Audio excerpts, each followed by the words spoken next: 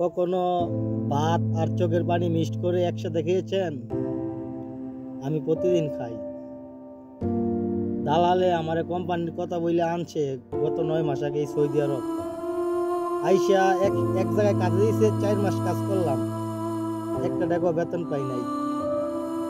তারপর দালালের আর কোনো খবর নাই। তারপর নিজেই একখানা কাজ করে আসলাম এক মরুভূমিতে। এখানে 30-40 কিলোমিটারের ভিতরে কোনো বাড়িঘর নাই, না কোনো দোকানপাট নাই। এখানেও কাজ করতেছে 2 মাস ধরে, বেতনের কোনো খবর নাই। মানে আমার জীবনে আমি যেই কাজ চোখেও দেখি নাই সেই কাজই এখন আমি করতেছি। এত পরিশ্রমের কাজ। সকাল 5টায় আসি, রাত্রে সন্ধ্যা 7টা-8টা বাজে কাজ থেকে যাই।